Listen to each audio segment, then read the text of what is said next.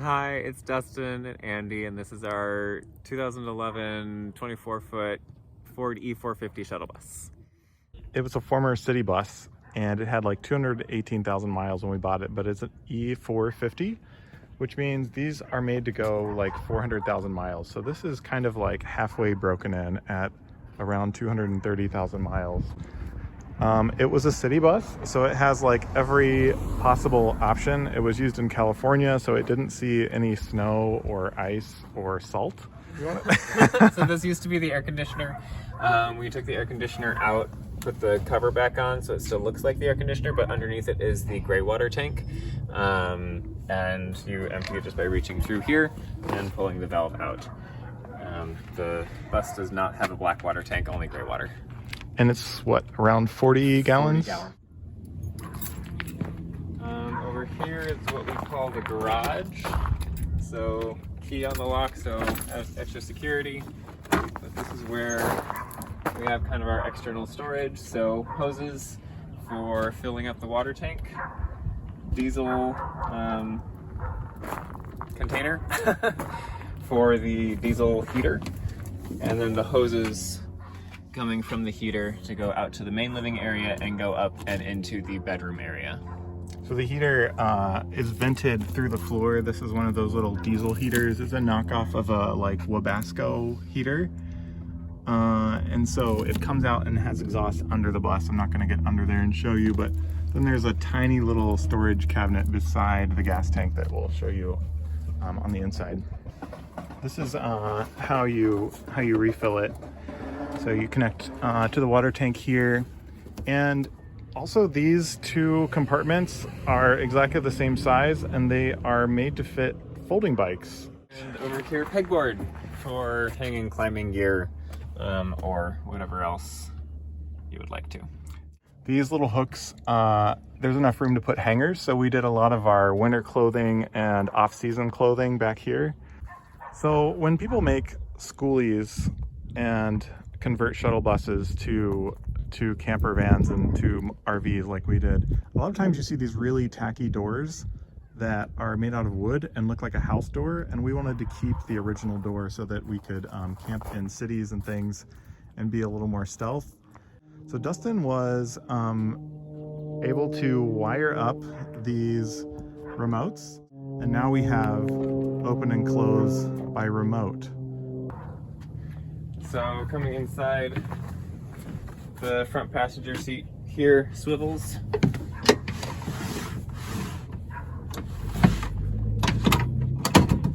Which helps extend the living area. We have over cab storage here with shelf. Here we have the bathroom / shower area. Never actually got built into a shower, but could definitely be added. We had a composting toilet in there that we are keeping, but that could easily be purchased and just set in there, or just extra storage. It also has a urinal, which we found really convenient. There's also a little like hook for spray so that you can clean it out after you use it. And there's also a one-way valve here that keeps you from having any type of smell coming back up from the gray water tank.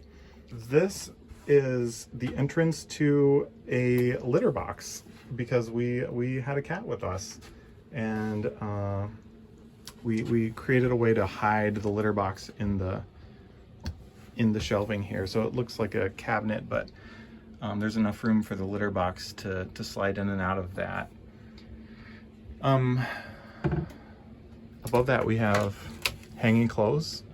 So there's a bar in here, and you can fit quite a few shirts on there if you're willing to double up like 2-3 shirts per hanger.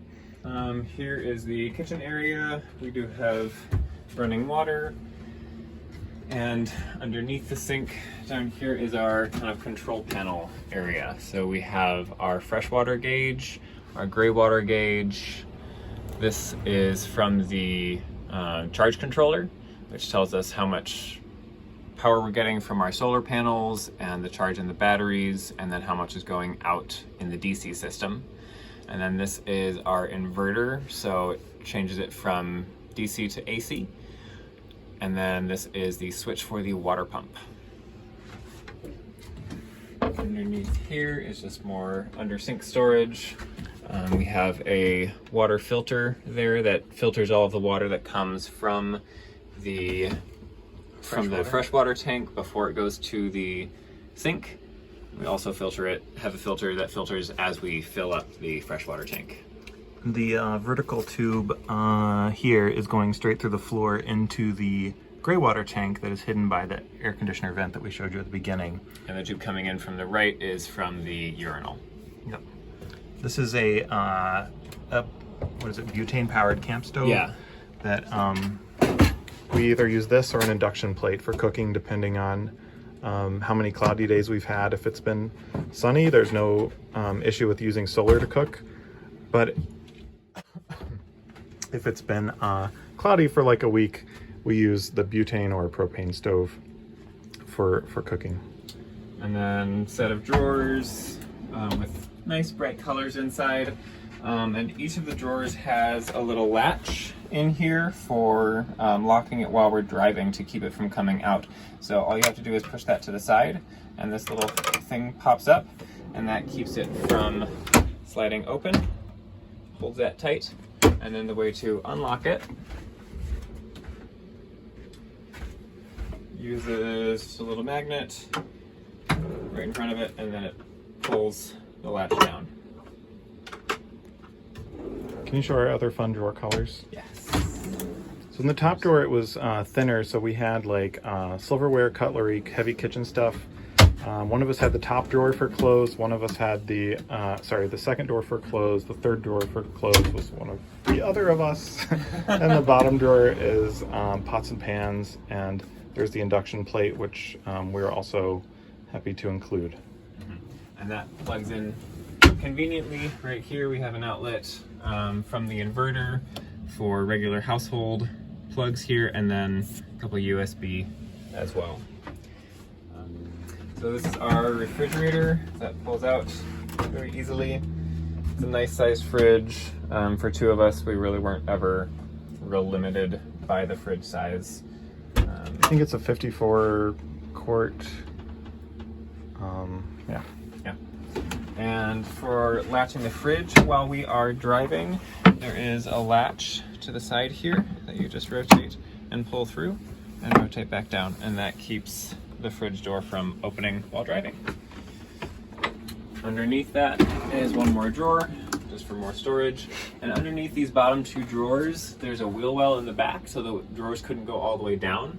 So underneath the drawers on either side of the wheel well where it comes down is just a little bit of extra storage, kind of underneath the drawer down here, which we used as a wine cellar.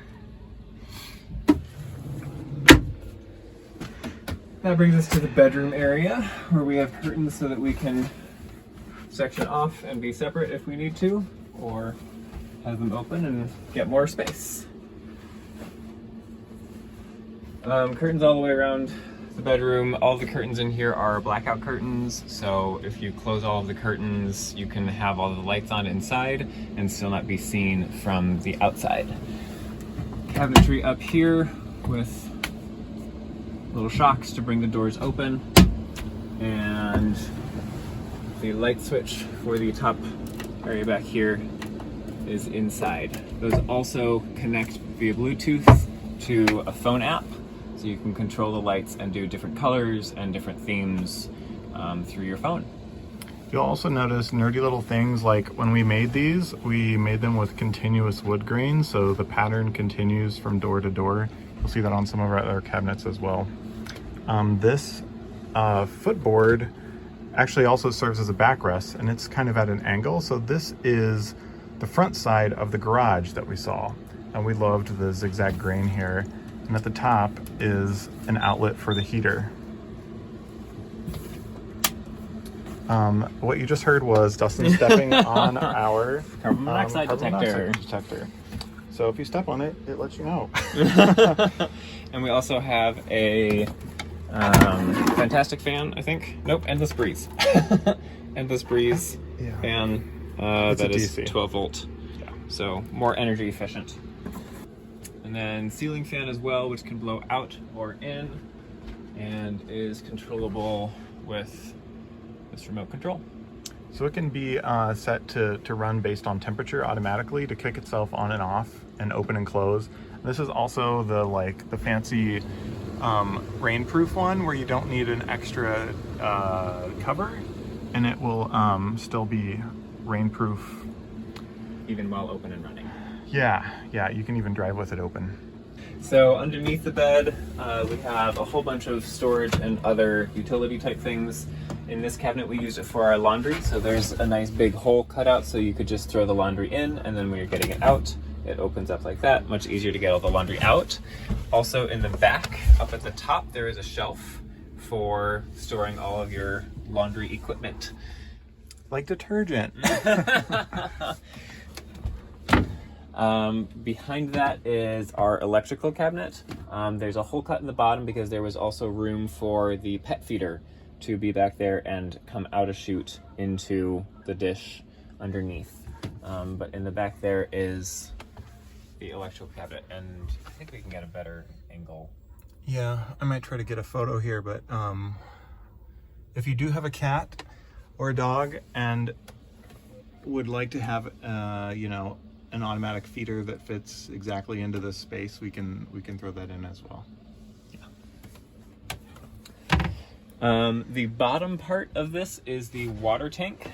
So that part just kind of stays there. It is a 95-gallon water tank, freshwater tank. So lots of good water. And then the top part is just more storage, which you can get to without taking the bed apart at all. And back here at the right is where the 4 lithium batteries are. So those are what, like $1,000 each? Yeah. So that was kind of a big investment, but they charge so much quicker. They last for 10 years. There's a warranty for 10 years because they're so durable. Yeah. And they're super light. They're very awesome. So anyway, we have Battle Born batteries under there in the back. And then here is just another this storage area, small storage area underneath, and this goes out to the garage as well. So this was that small vertical cabinet space that you could see next to the, or right above the diesel heater.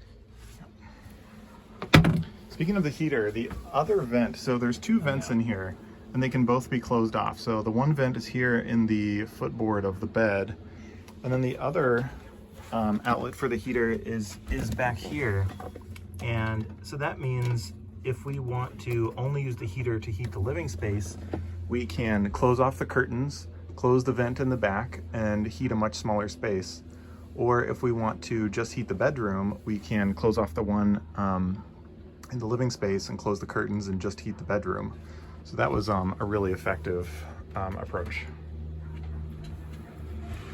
While we're in the bedroom, we'll go ahead and show how you can access these areas in another way. So you can throw both pillows in the back and then just fold the mattress up.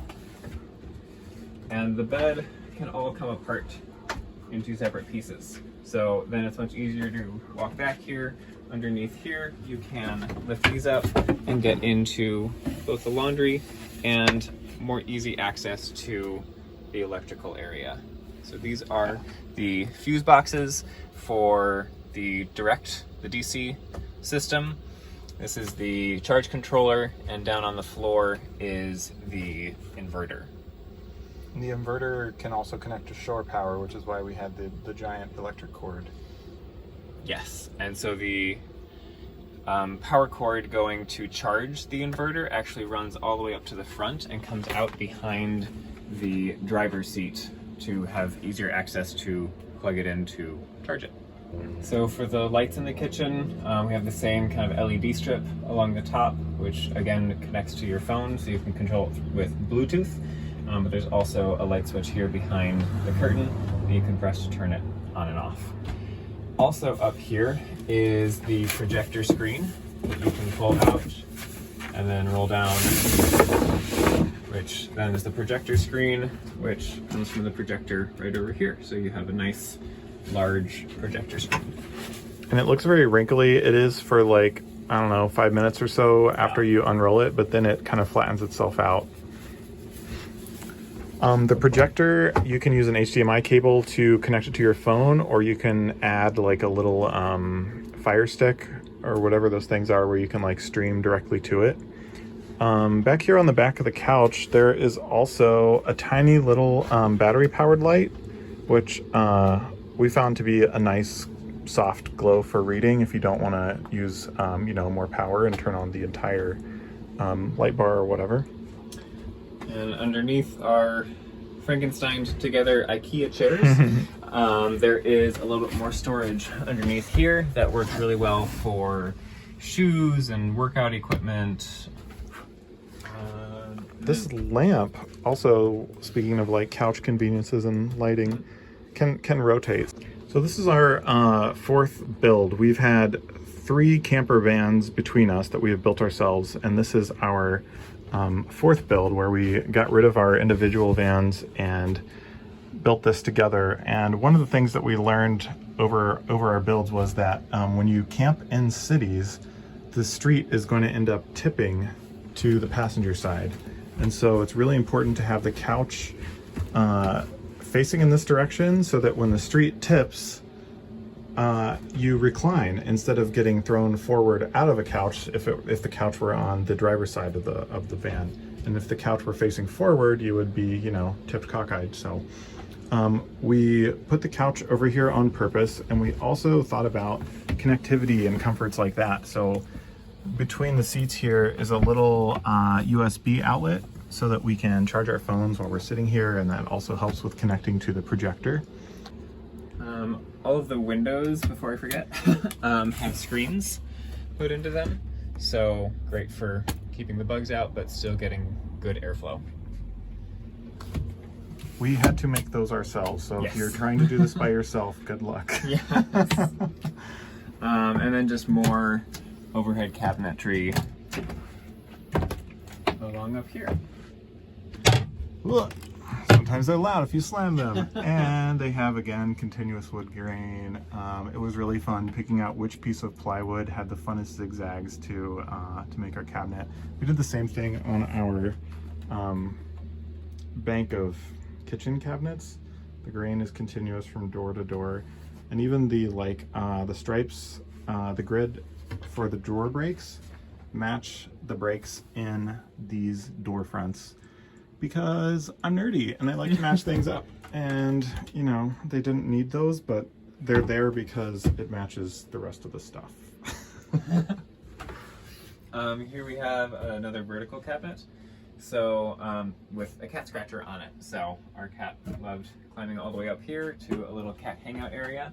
There is a latch up here that when you're driving you can turn and keep that door latched on, and then it's just turn it and peel it off, and then you have full access to this vertical cabinet. And it would be very easy to add extra shelving in there, but we had it this size so that it could fit a little keyboard piano. I'm going to say it's not a little keyboard piano. It was a full-size 88 key digital piano, and it took up every bit of this cabinet except for the bottom. Like, this is around a foot, and we had canned goods sitting on the floor in there. But yeah, this could easily be repurposed if you don't have a cat and a piano. And desk area, both a comfy rolling chair, and then a smaller chair so they can both fit. If only one person is working at the desk, this chair can easily be folded up and left in the shower area, and then you have full range of a very nice sized workspace. Yeah, and if we like to have dinners together at the table here, but if you don't ever plan to use the second chair and just want to have it around, there's enough space to strap it under the desk, or there's enough space to put it behind the couch and kind of keep it out of the way. And then for keeping these out of the way while driving or locked in place, a bungee cord here that then latches to a little loop there.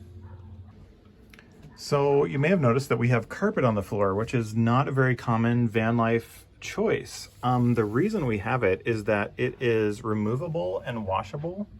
So you can take these pieces out if you spill something and go hose them off and put them right back. We clean them off every 6 months to a year.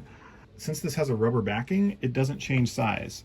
So you're not going to have like vinyl floor that is peeling up or ungluing itself or expanding and warping.